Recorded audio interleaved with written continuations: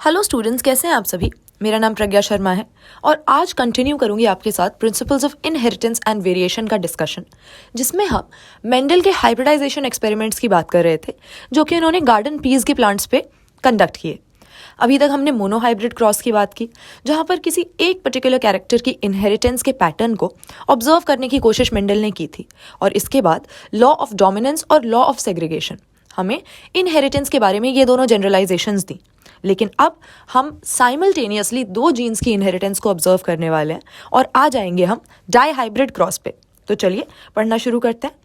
Mendel also worked with and crossed pea plants that differed in two characters, as is seen in the cross between a pea plant that has seeds with yellow color and round shape and one that has seeds of green color and wrinkled shape. तो अब भाई हमें किन्हीं दो characters को चुनना पड़ेगा जिनकी इनहेरिटेंस हम डाईहाइब्रिड क्रॉस में ट्रेस करना चाहते हैं। तो यहाँ पर दोनों कैरेक्टर हमने सीड से रिलेटेड चुने। एक हमने चुना सीड का शेप और दूसरा सीड का कलर। तो दो प्लांट्स हमने लिए, एक के पास येलो कलर के और राउंड शेप के सीड्स थे, दूसरा प्लांट जो हमने लिया अपने क्रॉस के अंदर उसके पास ग्रीन कलर के लेकिन रिंकल्ड शेप के सीड थे। अब यहाँ पर हम देखते हैं, Mendel found that the seeds resulting from the crossing of the parents had yellow coloured and round shaped seeds.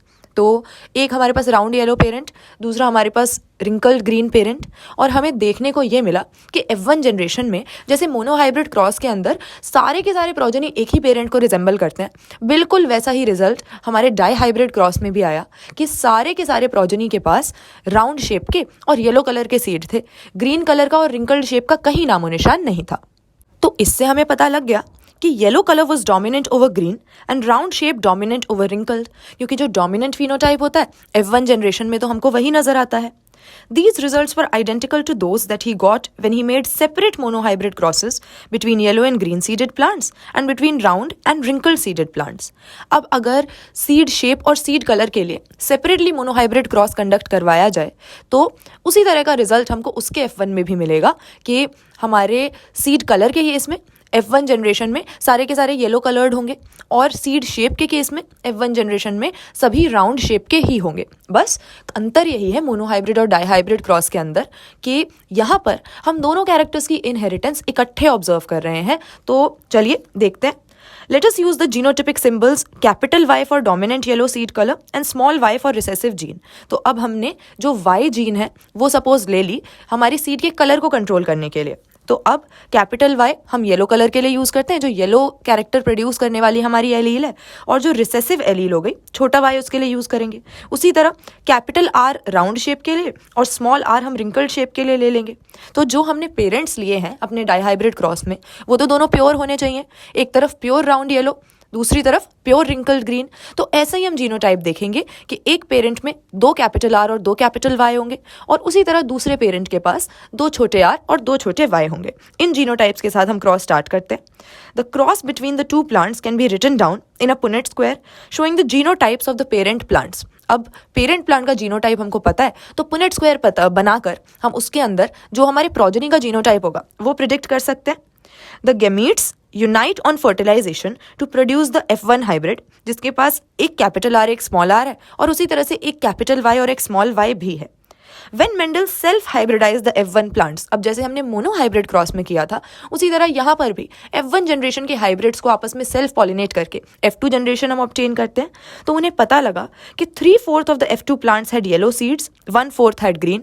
तो जो हमारा 3:1 वाला प्रपोर्शन है जो कि हमें मोनोहाइब्रिड क्रॉस में मिलता है, वैसा ही प्रपोर्शन हमें इंडिविजुअल कैरेक्टर्स के लिए मिल रहा था, जिसमें हमारा जो डोमिनेंट फिनोटाइप है येलो कलर है वो हमें 75% प्रोजेनी में मिला F2 जनरेशन के अंदर और सिर्फ 25% में ग्रीन कलर मिला। उसी तरह से शेप की भी बात हो गई, 3:1 ऑब्टेन हमने किया, हमारी राउंड शेप हमको 75% प्रोजेनी में मिली और सिर्फ बाकी 25% में रिंकल्ड शेप थी। सो round and wrinkled seed shape also segregated in 3:1 just like a monohybrid cross. तो हमारी NCERT बुक में हमें पुनेट स्क्वायर बनाकर दिखाया गया है कि किस तरह से हमारे पास 16 डब्बों वाला ये पुनेट स्क्वायर बन जाता है, क्योंकि डाईहाइब्रिड क्रॉस है हमारे पास कई तरह के अलग कॉम्बिनेशन बन सकते हैं और इस तरह से हमें ऑब्टेन होता है हमारे डाई हाइब्रिड क्रॉस का कैरेक्टरिस्टिक फिनोटिपिक रेशियो जो कि F2 जनरेशन में हमें मिलता है 9:3:3:1। अब इसमें हमारे पास दो चीज़ें हैं। हमारे टोटल जो 16 डब्बे बने, हमारे टोटल 16 प्रोजेनी अगर हमारे पास में आए तो उसमें से जो मेजॉरिटी है 16 में से 9 जो हैं वो तो बिल्कुल डोमिनेंट फिनोटाइप ही शो करेंगे, यानी राउंड शेप और येलो कलर। लेकिन हमारे पास 16 में से एक ऐसा भी होगा जो दोनों ही रिसेसिव फिनोटाइप शो करेगा, यानी हमारी रिंकल्ड शेप और ग्रीन कलर। लेकिन रिस्पेक्टिवली हमारे पास येलो कलर के साथ रिंकल्ड शेप और ग्रीन कलर के साथ राउंड शेप वाले प्रोजेनी भी यहाँ पर ऑब्टेन होते हैं F2 जनरेशन में, यानी जो पेरेंट से हटकर ही हैं। पेरेंट में तो ये कॉम्बिनेशन हमको मिला ही नहीं था, लेकिन यहाँ F2 जनरेशन में 4 तरह के फिनोटाइप हमें रिकॉम्बिनेशन के बाद इस कैरेक्टरिस्टिक 9:3:3:1 के रेशियो में नजर आते हैं। और इसी डाईहाइब्रिड क्रॉस के बाद मेंडल एक निष्कर्ष पर पहुंचे जिसे आज हम लॉ ऑफ इंडिपेंडेंट असॉर्टमेंट के रूप में जानते हैं। In the dihybrid cross the phenotypes round yellow, wrinkled yellow, round green and wrinkled green appeared in the ratio. Such a ratio was observed for several pairs of characters that Mendel studied. जैसे कि monohybrid cross में हम बोल रहे थे, उसी तरह से डाईहाइब्रिड क्रॉस में भी कह सकते हैं कि सिर्फ सीड शेप और सीड कलर नहीं, आप कोई भी दूसरा कैरेक्टर ले लो। जो 7 कंट्रास्टिंग कैरेक्टर्स मेंडल के हैं उनमें से कोई भी 2 कैरेक्टर उठा के अगर डाईहाइब्रिड क्रॉस कंडक्ट करोगे तो इसी तरह का रिजल्ट, इसी तरह का रेशियो आपको मिलेगा। It can be derived as a combination series of 3:1 yellow green and 3:1 round wrinkled. तो अगर इन दोनों कैरेक्टर्स को आप सेपरेटली रखो, मोनोहाइब्रिड क्रॉस का 3:1 प्रपोर्शन भी देखो, तो उनके कॉम्बिनेशन के रूप में ही हमें ये डाई हाइब्रिड क्रॉस का F2 रेशियो मिल रहा है। तो इन दोनों को अगर मल्टीप्लाई करते हैं तो हमें अपना कैरेक्टरिस्टिक रेशियो मिल जाता है।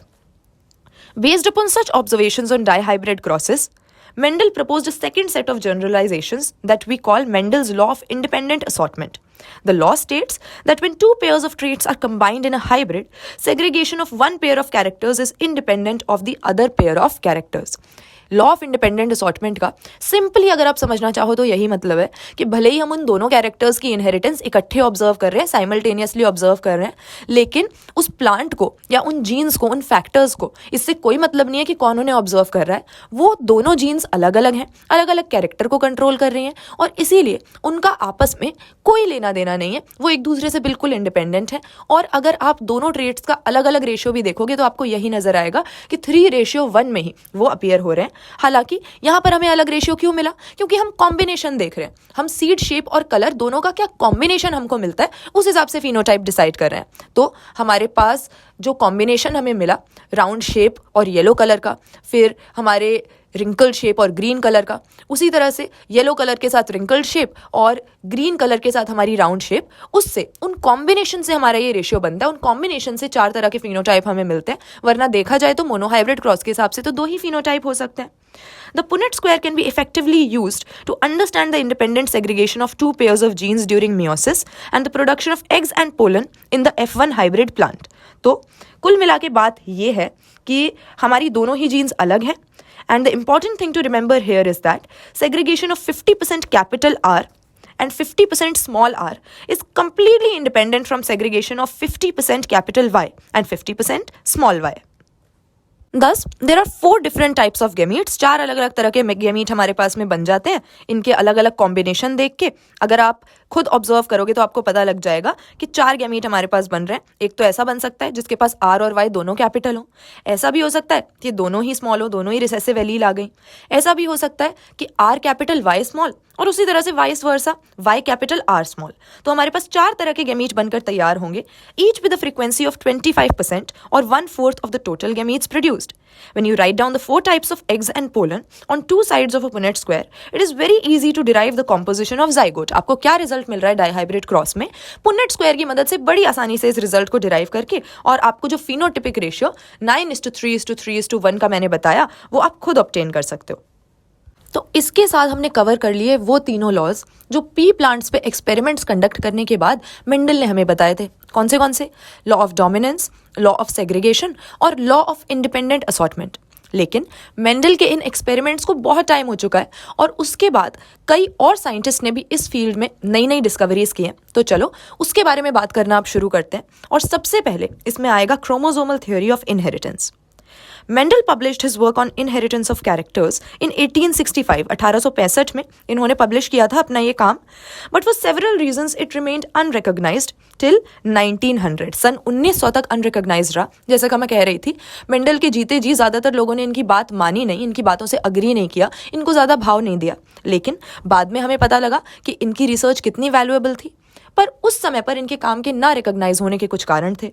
Firstly, communication was not easy. अब अगर मैं कोई नई चीज़ ढूंढ निकालूं और उसको ट्विटर पे डाल दूं तो वो इंटरनेट पे वायरल हो जाएगी, कई सारे लोग उसके साथ अग्री करेंगे, कई सारे डिसअग्री करेंगे, लेकिन हाँ, कई सारे लोगों तक उस बात को पहुंचाने का जरिया मेरे पास है, जो कि उस समय मेंडल के पास नहीं था। कम्युनिकेशन आसान नहीं था in those days and his work could not be widely publicised, तो ज़्यादा लोगों को पता ही नहीं लग पाया, और जिन्हें पता लगा भी उन्होंने इसके साथ अग्री नहीं किया। Secondly, his concept of genes और factors as stable and discrete units that control the expression of traits and of a pair of alleles which did not blend with each other was not accepted by his contemporaries as an explanation for the apparently continuous variation seen in nature. अब Mendel ने क्या किया, इन्होंने तो contrasting character ले लिए। Seed या तो हरी होगी या पीली ही होगी, फ्लावर या तो वाइट होगा या वायलेट ही होगा, दो ही तरह का यहाँ पे हमें अपोजिंग ट्रेट मिल रहा है। लेकिन लोगों ने कहा कि यार हमेशा ऐसा थोड़ी होता है, नेचर में तो कितनी कंटिन्यूअस वेरिएशन है, तुमने तो डिसकंटिन्यूअस ट्रेट्स लेके उन पे रिसर्च कर ली। लेकिन असल में अगर ह्यूमन बींग्स की कैरेक्टरिस्टिक्स को देख लो, जैसे ह्यूमन बींग्स की हाइट है, आपने पी प्लांट की हाइट ली, या तो वो टॉल होगा या डॉर्फ होगा, दो ही ऑप्शन है। ह्यूमन बींग्स की हाइट में तो ऐसा नहीं होता है, ऐसा तो नहीं होता कि केवल या तो 4 फुट के ह्यूमन बींग हमें मिलेंगे या सीधा 6 फुट के। ये एक ग्रेडियंट है, बहुत सारे अलग अलग फिनोटाइप्स पॉसिबल हैं। इसीलिए ये वाली बात भी लोगों को मेंडल की समझ नहीं आई कि वो कह रहे हैं कि हमारे पास 2 ही एलील होती हैं, दोनों अलग अलग ट्रेट एक्सप्रेस करती हैं, और सिर्फ 2 तरह का ही हमारे पास फिनोटाइप हो सकता है, जबकि नेचर में हमें बहुत डिफरेंट फिनोटाइप्स मिलते हैं। एक ही कैरेक्टर में कितनी वेरिएशन मिलती है। Thirdly, Mendel's approach of using mathematics to explain biological phenomena was totally new and unacceptable to many of the biologists of his time. तो अपने एक्सपेरिमेंट्स के रिजल्ट को उन्होंने एक रेशियो के रूप में मैथमेटिकल लॉजिक यूज करते हुए प्रेजेंट किया। तो एक तो पहले ही मेंडल की आधी बातें लोगों को समझ नहीं आ रही थी, और जब उन्होंने देखा कि इसने बायोलॉजी में मैथ्स घुसा दिए, तब तो उनका बिल्कुल ही दिमाग खराब हो गया, तो उन्होंने मेंडल के काम पर ध्यान ही नहीं दिया। Finally, though Mendel's work suggested that factors were discrete units, he could not provide any physical proof for the existence of factors or say what they were made of. ये कह तो रहे थे मेंडल कि हाँ, कोई ना कोई फैक्टर है जो कि पेरेंट से प्रोजेनी में गया, जिसकी वजह से प्रोजेनी पेरेंट जैसा है, लेकिन ये फैक्टर कहाँ से आया, कैसा है, किस चीज़ का बना हुआ है, इसके बारे में उन्हें कोई नॉलेज नहीं थी। इसीलिए अपनी कही हुई बातों को वो पूरी तरह से एक्सप्लेन नहीं कर पाए, तो लोगों का ध्यान और उनकी तरफ से हट गया। In 1900, 3 scientists, De Vries, Correns, and von Schermach, independently rediscovered Mendel's results in the inheritance of characters. अब सन 1900 में 3 साइंटिस्ट को पता लगा कि मेंडल की कही हुई बातें काफ़ी हद तक सही हैं। Also, by this time, due to advancements in microscopy that were taking place, scientists were able to carefully observe cell division. अब मेंडल ने क्या बोला था, सेग्रीगेशन की बात की थी कि ऐसे ऐसे हमारे पास पेयर में एलील होती हैं, पेयर में फैक्टर होते हैं, और जब गैमीट बनते हैं तो वो एक दूसरे से अलग हो जाते हैं, सेग्रीगेट हो जाते हैं। अब उनकी बातों पे उस समय तो किसी ने ध्यान नहीं दिया, लेकिन जब असल में सेल डिवीजन देखा तो सेल डिवीजन के दौरान ऑब्जर्व किया कि हाँ यार, कुछ ऐसा ही हो रहा है, हमारे पास कोई ऐसी चीज़ है जो दोनों डॉटर सेल्स में बराबर बराबर जा रही है। तो इसीलिए मेंडल की बातें अब और सेंस मेक करने लगी। This led to the discovery of structures in the nucleus. Scientists were now able to carefully observe cell division, and there was discovery of structures in the nucleus that appear to double and divide just before each cell division. ठीक वैसे ही जैसे segregation की बात Mendel कर रहे थे। These were called chromosomes, colored bodies, as they were visualized by staining. तो ये जो bodies separate हो रही थी सेल डिविजन के दौरान, दोनों सेल्स में बांटी जा रही थी, इनका नाम क्रोमोसोम रखा गया। By 1902, the chromosome movement during meiosis had been worked out. तो meiosis ही होता है गैमीटोजेनेसिस के दौरान, और meiosis में किस तरह क्रोमोसोम्स बिहेव करते हैं, कैसे दोनों सेल्स में बट जाते हैं, किस तरह से मूवमेंट करते हैं, ये बातें हमें माइक्रोस्कोप के अंडर meiosis को ऑब्जर्व करने के बाद पता लग चुकी थी। Walter Sutton and Theodore Boveri noted that the behavior of chromosomes was parallel to the behavior of genes and used chromosome movement to explain Mendel's laws. अब मेंडल जो बात कह रहे थे वो बात यहाँ पर बिल्कुल सटीक लग रही थी। क्रोमोसोम्स उसी तरह डिवाइड कर रहे थे, उसी तरह बिहेव कर रहे थे जैसे कि मेंडल ने कहा था कि फैक्टर्स को करना चाहिए। तो मेंडल के लॉज को एक्सप्लेन करने का एक तरीका उन लोगों को मिल गया। Recall that you studied the behaviour of chromosomes during mitosis and meiosis. हम तो जानते ही हैं माइटोटिक और मियोटिक डिवीजन में किस तरह से क्रोमोसोम्स डिवाइड हो जाते हैं डॉटर सेल्स में। The important thing to remember are that chromosomes as well as genes occur in pairs. The two alleles of a gene pair are located on homologous site on homologous chromosome. अब हमारे पास एक diploid cell के अंदर chromosome के दो complete set होते हैं. कहने का मतलब ये कि क्रोमोसोम और जीन दोनों ही पेयर में अकर हो रहे हैं. क्यों?